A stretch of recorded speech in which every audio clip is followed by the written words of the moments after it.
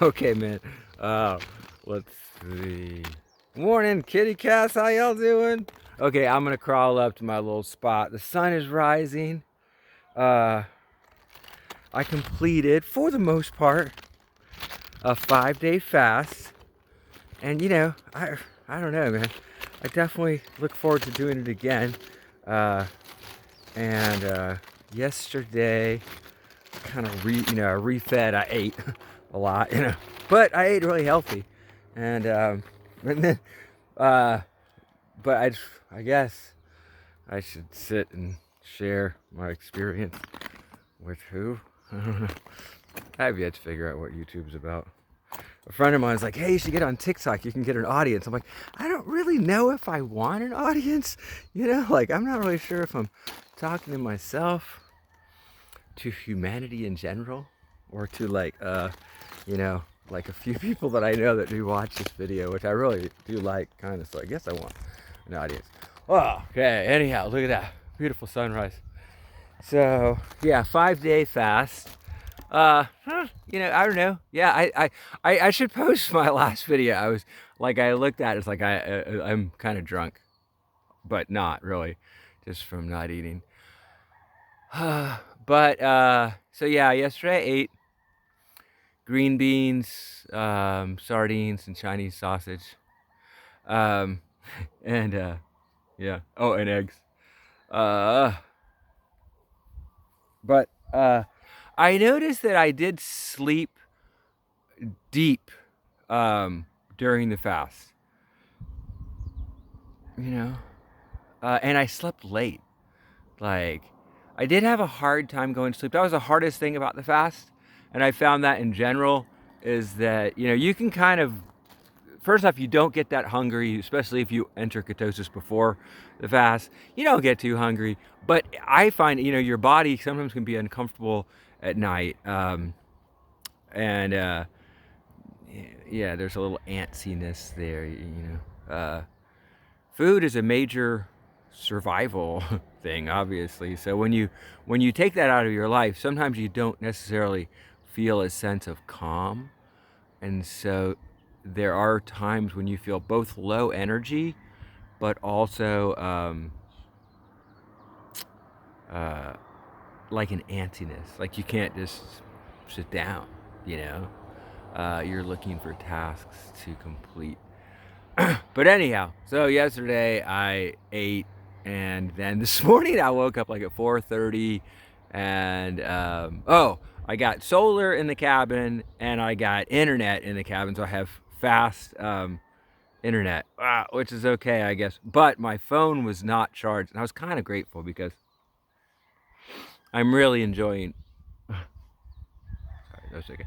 I'm really enjoying being disconnected and kind of skipping school at this moment of sort of cultural difficulty and stuff. I feel a little uh, hermetically hedonistic. Like to cut yourself off from humanity right now is indulgent. And I'm very lucky that my wife is taking care of our son at this time, and giving me the freedom to sort of play monk here, which I do feel like that's totally what I'm doing, like the monastic life, like the simple life, like what can you really take away from your life and then make it more beautiful and stop being driven from place to place by external like messages of consumption and all that craziness. um But yeah, so I woke up this morning. I was full of energy, man. I was. I've already like I had out my tools and I was working on the floor in the dark. And then I was like, okay, I'm gonna go. And I just a lot of times there's a lot of weeds and stuff, and there's a sort of invasive grass on the property, and so I'm just pulling weeds. I mean, it was like shit. I don't know, 6:30, something like that. And I'm gonna continue doing it. Um, but yeah, so crazy, much more energy after feeding, as opposed to like when I was fasting, I would sleep until 6:35, 7, and then kind of wake up with a torpor, a little bit of a brain fog. But I did feel good during the day. I enjoy it. I recommend for people that I care about fasting. Um, it goes different in different times, and there's lots of stuff online that you can research. Jason Fung and Peter Attia are two people that I think really know a whole lot about how the body works, both the digestive and the endocrine system, and they're people that you could listen to, and I think they have, at least in my mind, I give them a lot of credence. I'm getting good advice from them. I felt really good about it. I enjoyed the fast. I'll do it again. Now I'm back to eating, and I'll continue to do the 12-8 where I just basically skip breakfast and then don't eat at night, which is totally fine, man. It's like, like I don't know when, like the Apaches or, the Neanderthals or whatever were like, it was like 9 o'clock. It had been dark for 2 hours. Like, hey, Bob, want a snack, man? You want some nachos? Like, I used to eat 1,000 calories regularly, like at that whatever that extra meal that has, like a modern part of society. I don't miss it, man. So anyhow, I usually eat from 12, from noon, and then finish eating at 8, and so I'll continue to do that and stuff. So yeah, I don't think breakfast is the most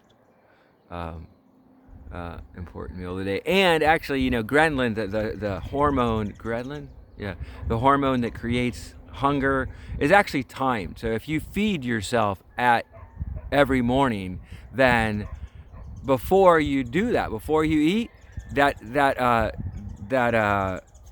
hormone will be released. It's released diurnally by habit.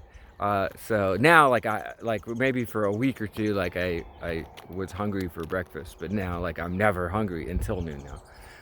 And then the same with eating afterwards. You can program yourself, to not be hungry on that. So it's I recommend that.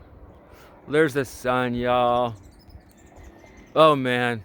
Okay, I'm gonna go listen to Fela Kuti and pull weeds. Yeah, it's 6:30 in the morning, and I'm listening to Fela Kuti because he is like Richard Rory or like Ram Dass or Thich Nhat Hanh. He is a spiritual teacher, and he jams. So I'm gonna go and do my thing. There's the ocean over there. We'll go swim in it later. Peace out.